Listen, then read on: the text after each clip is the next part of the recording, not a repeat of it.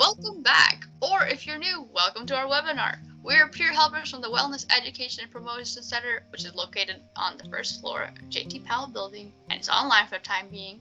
And we provide educational resources and information to students, staff, faculty, residents, life staff, and off-campus group. And we are currently running a Helping a Friend webinar. This is part 2 of that series, where we aim to help students who are in a supportive role with a friend or family member to develop some more skills to help them in that relationship. So this webinar addresses common mental health struggles, techniques to support a friend, and the importance of self-care when dealing with someone else's concerns. In our last part, we went over through some techniques of supporting a friend. We went over the CARE acronym, a very great go-to kind of instructions on how you can help your friend out, and how you should always keep communication open and honest. So during this part of the webinar, we will be going over the self-care part on how you can support yourself as you're supporting a friend. So right now we're going to introduce the concept of self-care, why it's important in the process of helping someone, and we'll introduce various tactics and allow you to kind of practice how to assert yourself and your boundaries. As Shima mentioned, we are now covering the self-care aspect of this webinar. Self-care is ensuring that you're not giving more than you can. It is looking out for your own wellness and your own personal wellness and mental health. And if you're not taking care of yourself, you cannot properly support someone else to the best of your ability. To explain this further, we are going to show you a demonstration that will help you understand how self-care works and how you can assist someone better when you're in the right mental state. So what this demonstration is called the water cup demonstration. It shows the importance of self-care with regards to its connection to supporting someone. So as you can see, there are 3 water cups in front of you. One is full, and this is supposed to represent you and your kind of energy reserve, your self-care, your spirituality, things like that, your ability to kind of help yourself and help others. This is your friend that you're trying to support. It's kind of empty, and this is another friend who is like very empty. So let's kind of get into the video. You need to be a full cup of water in order to help someone else fill theirs. If you're a half a cup full and you try helping someone else, you're compromising your well-being and are not able to help your friend to the best of your abilities. So to kind of keep ourselves like full on our energy and being able to help others, we need a self-care spring. So you need this to kind of make sure that you can keep on supporting others while getting yourself support. Take care of yourself so that you are better able to support your friend. So this kind of self-care spring can come from yoga, meditation, naps, eating, just taking time out for yourself, or whatever you do to make sure you're feeling okay. That's the water demonstration. I hope you learned something. And kind of take that learning to wherever you go when you're trying to support a friend. And remember, your water reserve can't always be full. Use self-care. As a segue from the water demo, we are now going to be looking into boundaries. So boundaries are extremely important part of any relationship, whether it involves providing support or not. But they're especially important for the kinds of relationships we have been talking about today. Establishing boundaries with your friend is part of taking care of yourself. Earlier, we even mentioned that there may be activities that your friend engages in a coping method that you may disagree with. This could represent a boundary for you. Another boundary could be that you're feeling really stressed about an exam you have coming up, and you have to be focusing on your studying. But supporting someone does not always mean you have to be available for them 24/7. That is not looking after your own needs. It is important to have open communication about the boundaries you need to set in the relationship. To establish these boundaries, you need to be assertive. Part of good communication is knowing the difference between assertiveness and aggressiveness. It is important to remember to be assertive when you're discussing your boundaries. Don't be aggressive though. To be assertive, you are explaining your position and the importance to you. Use I statements rather than you statements, and avoid hostile or angry words. Aggression can involve threats and can seem rude, while assertiveness is a respectful way of communicating. Make sure you're constantly checking in with yourself when you're helping someone to ensure that you are okay. Helping a friend doesn't mean that your entire life stops. Self-regulation is key. So here are some self-care activities that you can check out from this video. Write some down if you think there's good ideas or if you would like to remind yourself to engage in them. And you can use them when you're trying to help a friend, and you can also give them to your friend who can engage in these self-care activities too. They can even be things that you can do together, and as long as it is a way for you to charge your batteries, it's all good.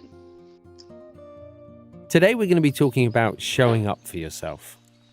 So when there's a lot going on in our lives, in the world, when it feels as though there's just no more space in our mind, it's really tempting to let go of the things that are most important to us and the things that are going to keep us healthy and well. And now more than ever, it's really important that we focus on those things that are going to keep us healthy and well. So as much as possible, if you can, find a time to meditate. Find a time to step out of the thinking mind, to rest the thinking mind and just be present. Make sure you're taking time to exercise if you can. Most of the gyms are closed down. It might mean going out for a walk, it might mean going out for a run, it might be doing something at home. But whatever it is, make sure that your body's getting some kind of physical movement. Make sure you're getting enough sleep. Sleep is so important. It's important to our immune system. It's important to our cognition. If you don't get enough rest, then you're going to compromise all kind of different aspects of your health. Right now, eating's going to be difficult for all of us, and we may not get everything that we want. But continuing to eat as healthily as you can is going to be a really important part of staying healthy and well. And then finally, finding a sense of play in your life. In the middle of a global pandemic where so many people are suffering, and maybe people really, really close to you are suffering as well, play and a sense of joy can feel so far removed and perhaps even unnecessary in our life. But if we can find even a couple of moments in the day where we smile, maybe even laugh, find something that brings us a sense of joy, that has a very real impact, not just on our mind, but also on our body. So just making sure that you're looking after yourself. Remember, it's not selfish, it's not just for you, it also benefits the people around you as well. We have now talked about boundaries and why you can't be someone's entire support system. So, how do you talk to your friend about looking for further support? Maybe you've tried mentioning it before and your friend shut you down. Or maybe you're worried that they will think you don't want to help them if you make the suggestion. However, it is important to encourage this anyways. You just need to know how to go about it.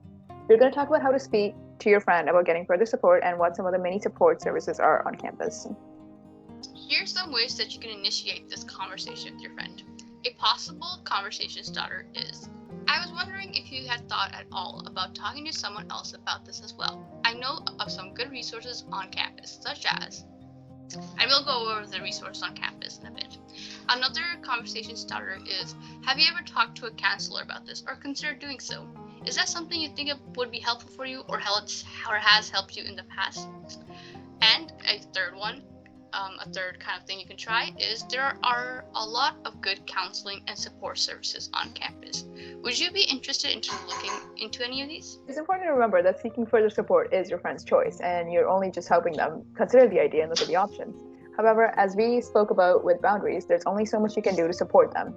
You should help your friend understand that you're willing to continue supporting them, but cannot be the only one doing so. It is also important to explain that you want to keep supporting them while they go through the process of counseling or whatever it is that they're doing for further support. So if you have any questions about this, you can refer to the resources that will show up on the screen now. So now you know what resources we have on campus. You can see the taco cart image we have. You can get this from us if you want. Just email us at the Wellness Center. We'll be giving us our email in a bit. You can also find the taco cart image on our wellness website. But there's so many resources. How do you choose one of these? So we're now going to go over and have a little discussion on how you can choose a proper support for your friend. So for this section, we're going to focus on our campus resources. However, if the person you are supporting is a family member or a friend not at the university, there are many community resources in most areas that provide similar, if not more, services. It is important to recognize that not every resource works the same way for everyone.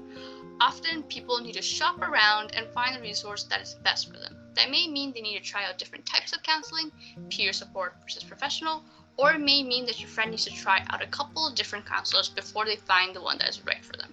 Here are some of the resources that can support you and your friend. We would like to highlight SCS and SSN. These are services that provide counseling. SSN is peer-to-peer and SCS is professional. If you need any help choosing support resources, email WIPIC at wellness@uofguelph.ca. However, if your friend poses imminent danger to themselves or someone else, call 911 or extension 2000 if you're on campus. Awesome. So, how can you continue to support your friend once they're getting other help?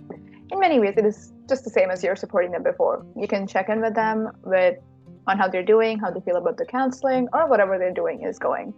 It is important to continue doing normal things with them, activities that don't relate to issues they're experiencing. Try to make your interactions about other things unless your friend indicates that they want to talk about it more. And of course, it is key that you make sure to tell your friend that even though they're getting help from another source, you're always there for them. Now that we have gone through the support resource for your friend and for yourself, we hope that this 2-part webinar has helped you in helping your friend while balancing your own well-being. Stay safe, and we hope you come back for our other webinars. Goodbye.